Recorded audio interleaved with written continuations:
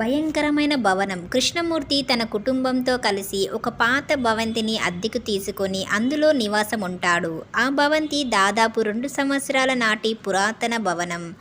ఊరి పెద్దలు చెబుతుండేవారు, ఆ ఇంట్లో ఒకప్పుడు భయంకరమైన సంఘటనలు జరిగేవి. కానీ ఇప్పుడు ఎవరూ ఇక్కడ ఉండడానికి సాహసించలేదు.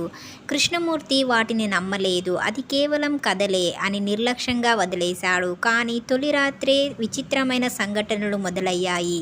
అర్ధరాత్రి ఆయన కుమార్తె మేఘనకు నిద్ర పట్టడం లేదు. పై అంతస్తులో ఏదో శబ్దం వినిపిస్తుంది. తలుపులు స్వయంగా తెరుచుకొని మూసుకుపోతున్నాయి. గాలి లేని గదిలో తెరలు ఊగుతున్నాయి. భయంతో ఆమె గట్టిగా అరిచింది, అమ్మా, నాన్న, ఇక్కడ ఎవరో ఉన్నారు.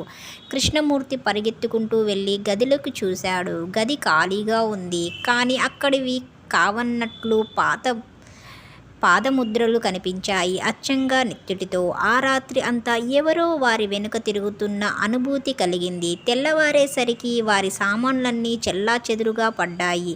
అప్పుడు అర్థమైంది, ఈ ఇంట్లో ఎవరో ఖచ్చితంగా ఉన్నారు. కృష్ణమూర్తి కుటుంబం అక్కడ ఒక్కరోజు ఉండలేక వెంటనే ఊరు వెళ్ళిపోయి, కానీ ఆ ఇంటికి వెళ్ళిన తర్వాత వారిని అనుసరించి ఆ దెయ్యం ఎవరికీ కనిపించలేదు. కానీ వారు ఎప్పటికీ ఆ ఇంటి గురించి మర్చిపోలేకపోయారు.